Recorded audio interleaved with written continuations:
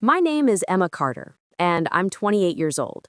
For 26 of those years, I believed my father was dead. That's what my mother told me when I was 2 years old. Your father died in a car accident before you could really know him. She'd say whenever I asked, he loved you so much, but he's gone now, she'd tell me, with tears in her eyes that I thought were genuine. I grew up with this hole in my chest, this absence that shaped everything about who I became. I'd stare at the one photo she kept of him, a young man with dark hair and kind eyes, and wonder what he was like, what we could have been together. I'd imagine conversations we'd never have, moments we'd never share. My mother raised me alone, and everyone praised her for it. What a strong woman, they'd say, raising a daughter all by herself after such a tragedy. She wore her single motherhood like a badge of honor, and I never questioned it. Why would I? She was my mom. She wouldn't lie about something like that, right? My grandparents, her parents, backed up the story. He was a good man, my grandmother would say. Such a shame what happened. Even showed me newspaper clippings about a car accident from that year, though I never looked too closely at the details. I just accepted it as truth. When I was 16, I asked if I could visit his grave. I wanted to feel close to him somehow, to have a place to go when I needed to talk to him. My mother got this strange look on her face and told me he was cremated, that she'd scattered his ashes in the ocean because that's what he would have wanted. No grave, no place to visit, just memories that weren't even mine. I let it go.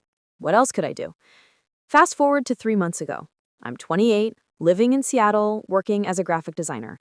I'd built a decent life for myself, though I'd always felt this underlying sadness about never knowing my dad. Then I got a message on Facebook from a woman named Patricia Hernandez. She said, I don't know if you remember me, but I was friends with your father, Michael Carter. I saw your profile and had to reach out. I'm so sorry for your loss. I stared at that message for a long time. Loss? What loss? I wrote back asking what she meant. She responded, I just heard about Michael passing last month. I wanted to reach out to you sooner, but wasn't sure if it was appropriate. I'm sorry you had to lose him. My hands started shaking. Last month? What was she talking about? My father died 26 years ago. I told her there must be some mistake, that my father died when I was 2. The reply came quickly. Emma, I don't know what you've been told, but your father didn't die when you were 2. I've known Michael for 15 years. He passed away last month from cancer. He talked about you all the time. He said your mother took you away and wouldn't let him see you, but he never stopped hoping you'd find him someday. I'm so sorry. The world tilted. I couldn't breathe. I wrote back demanding proof, thinking this had to be some cruel joke or mistake. She sent me an obituary. Michael James Carter, age 54, passed away on March 15th after a brief battle with pancreatic cancer. Survived by his wife, Patricia Hernandez Carter, and daughter, Emma Carter, from whom he was estranged. I called my mother immediately. She answered cheerfully. Hi, sweetie, what's up? Did you tell me Dad was dead when he wasn't? The line went silent for a long moment. Then she said, Emma, I don't know what you're talking about. Where is this coming from? I just got a message from his widow, I told her. His widow. Dad died last month. He was alive this whole time. More silence. Then, Emma, let's talk about this in person, she said. No, I said. We're talking about this right now. Did you lie to me? Tell me the truth. She sighed, that heavy sigh she'd always used when she thought I was being difficult. It wasn't a lie, Emma. It was protection, she said.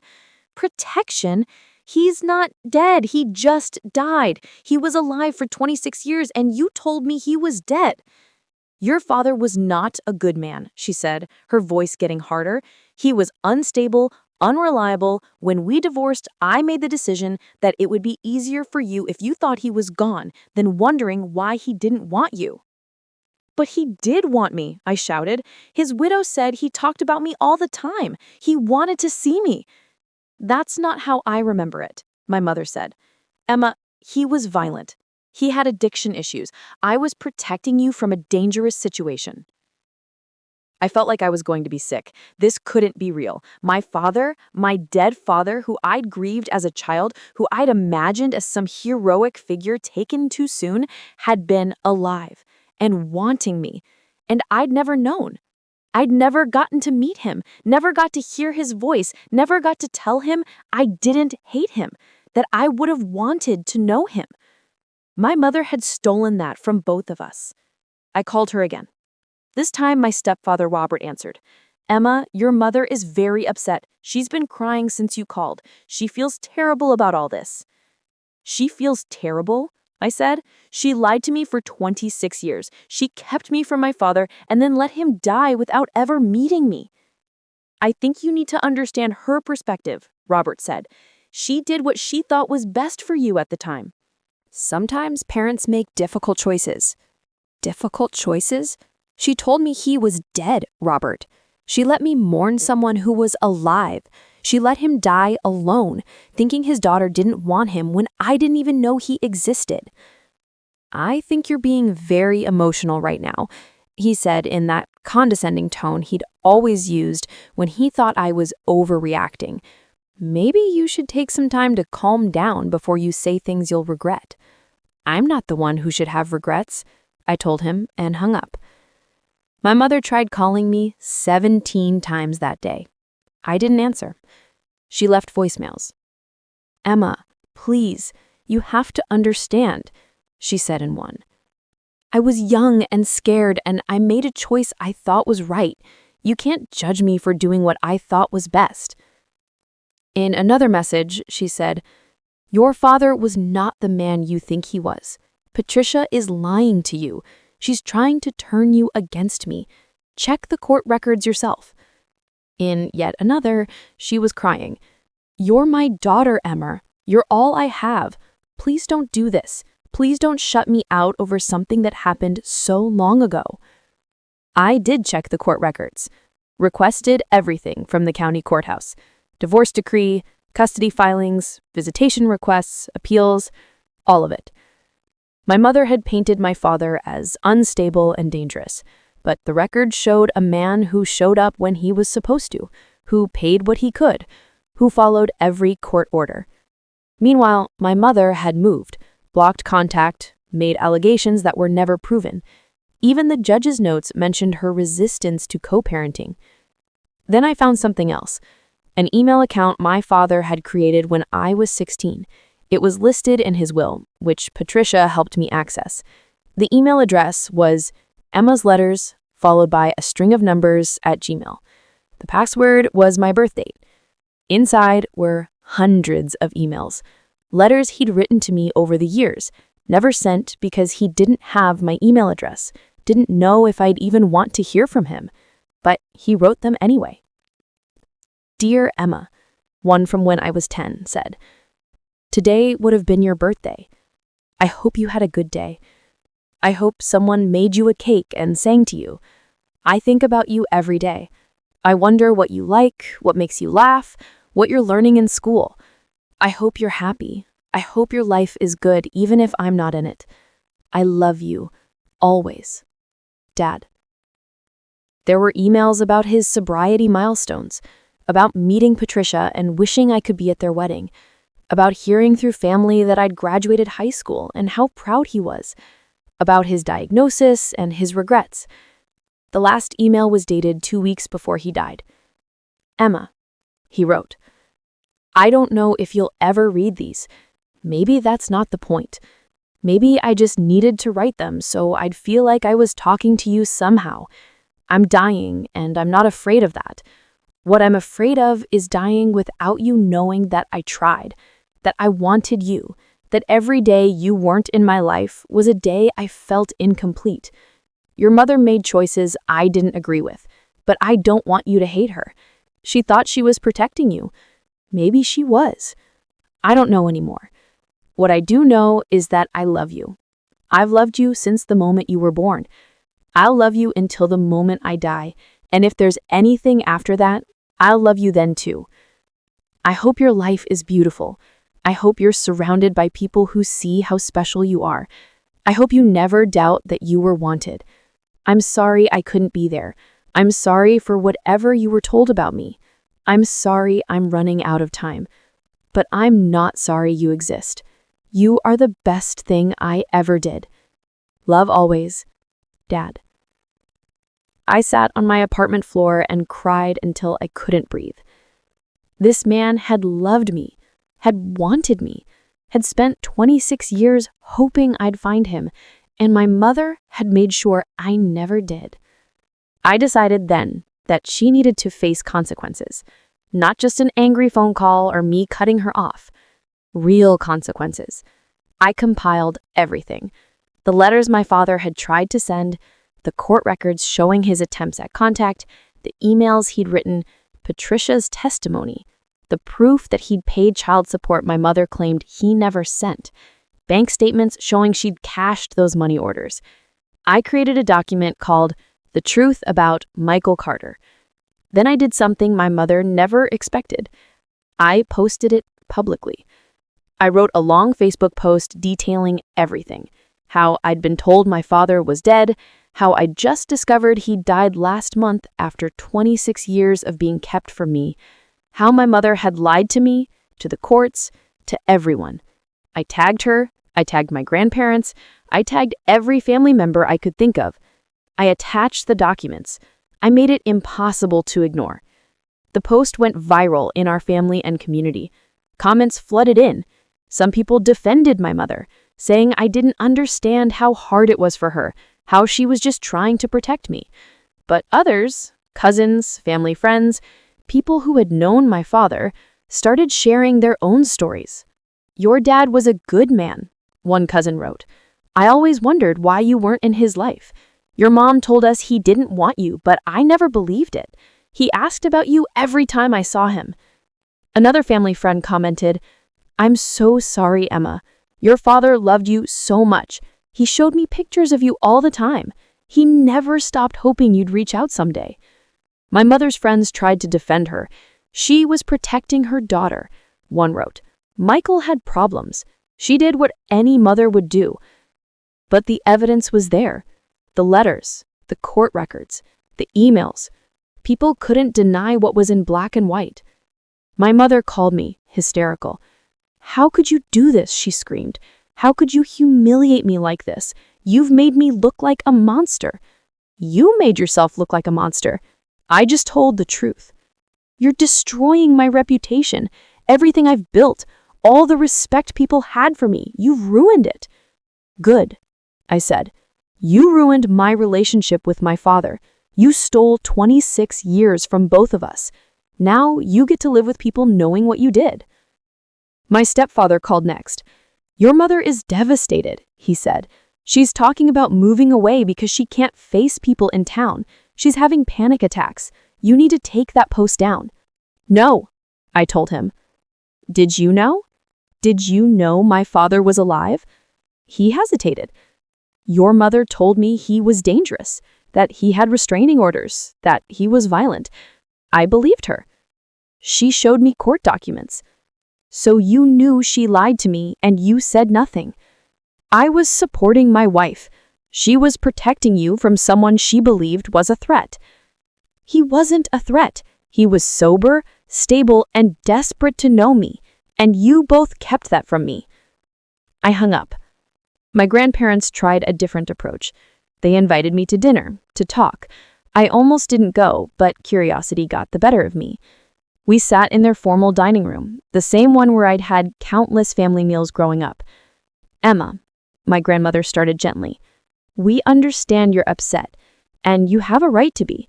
But your mother was in an impossible situation. Michael was... he was troubled." "Troubled how?" I asked. "Be specific." "He drank," my grandfather said. "He was unreliable. Your mother couldn't count on him." "He got sober," I said, "when I was 2. He stayed sober for 24 years. They exchanged glances. "We didn't know that," my grandmother finally admitted. "Your mother told us he'd continued drinking, that he was in and out of rehab. We believed her. So she lied to you too. She lied to everyone. I understand you're angry, my grandfather said, but taking it publicly like this, it's not going to bring your father back. It's only going to tear this family apart. The family was already torn apart, I told them. You just didn't know it because the lie was convenient. It kept everything neat and clean. Mom got to be the hero single mother, and I got to be the poor girl who lost her dad too young. Nobody had to deal with the mess of the truth. That's not fair, my grandmother said. We love you, Emma. We've always loved you. If you loved me, you would have made sure I knew my father. You would have questioned Mom's story. You would have reached out to him yourselves. But you didn't, because it was easier to believe her. I left before dessert was served. The post stayed up. My mother eventually made her own post in response, claiming I was being manipulated by Patricia, that I didn't understand the full story, that she'd made difficult choices out of love. The comments on her post were mixed. Some supported her, but many others, especially after seeing the evidence I'd posted, called her out. You kept a child from her father. You let him die without knowing his daughter. That's not love. That's control. My mother tried to claim defamation, threatened legal action, but everything I'd posted was documented fact. Court records, emails, bank statements. She had no case. Patricia invited me to visit. She lived in the same town my father had lived in, about 3 hours away. I drove there on a Saturday, my stomach in knots the entire way. Patricia was warm and kind, exactly as she'd seemed over the phone. She showed me my father's workshop in the garage, still full of his tools, his office, with photos of me at every age arranged on a bulletin board, his bookshelf, where he'd kept books he thought I might like. We went through boxes of his belongings together. She let me keep whatever I wanted. I took his watch, some of his tools, a flannel shirt that still smelled faintly like him, the letters he'd written but never sent. She gave me the letter he'd written before he died, the one he'd been too afraid to send. As I was leaving, she hugged me. He would be so happy to know you finally know the truth, she said. He loved you so much, Emma. I wish you could have known him. I wish I could have too, I told her. And I meant it. I drove home with a car full of my father's things and a heart full of grief and rage. Grief for what I'd lost, rage at the person who'd stolen it from me. My mother kept trying to reach out, through my grandparents, through old friends, through long voicemails that ranged from apologetic to defensive to angry. I didn't respond to any of it. Then, 2 months after I'd posted the truth, I got a letter in the mail, handwritten in my mother's distinctive script. Emma, it began. I don't expect you to forgive me. I'm not sure I even deserve forgiveness, but I need you to understand why I did what I did. When your father and I divorced, I was 22 years old with a toddler and no support system. Michael was drinking heavily. He'd disappear for days, miss work, spend our rent money on alcohol. I was terrified. When he got sober, I wanted to believe it would last, but I'd been disappointed so many times before, I couldn't risk it. I couldn't risk him coming in and out of your life, being present 1 month and gone the next. I thought it would be easier for you to believe he was gone than to constantly wonder if this would be the time he stayed. So I made a choice. I told you he died because I genuinely believed that was kinder than the truth. And when he kept trying to contact us, kept filing court motions, I doubled down. I convinced myself he was being selfish, that he was putting his need to be a father above your need for stability. Was I wrong? Maybe. Probably. But I was doing the best I could with what I knew at the time. I was young and scared, and I made a decision I thought would protect you. I can't take it back now. What I can tell you is that I love you. I've loved you every single day of your life. Every sacrifice I made, every choice I made, right or wrong, was because I wanted you to have a good life. I know you hate me right now. I know I've lost your trust, maybe forever. But I hope someday you'll understand that parents aren't perfect. We make mistakes. Sometimes we make terrible mistakes with good intentions.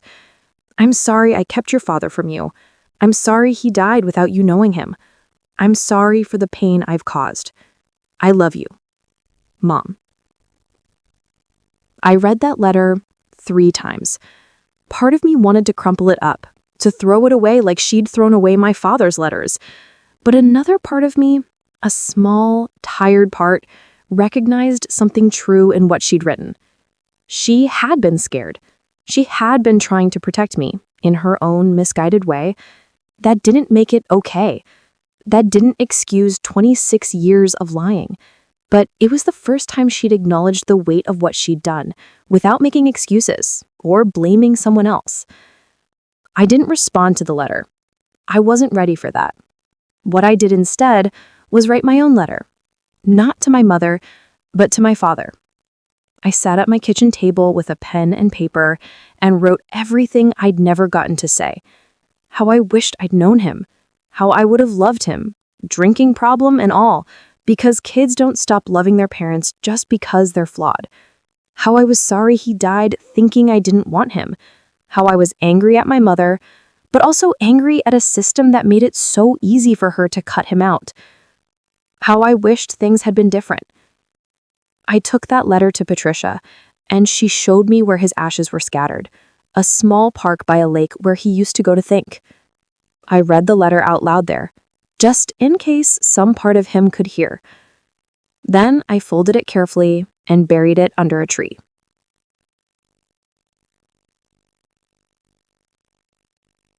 It's been 4 months now since I learned the truth. I haven't spoken to my mother. I'm not sure I ever will, at least not in any meaningful way. She's called a few more times, sent a few more letters. Each one seems more desperate than the last.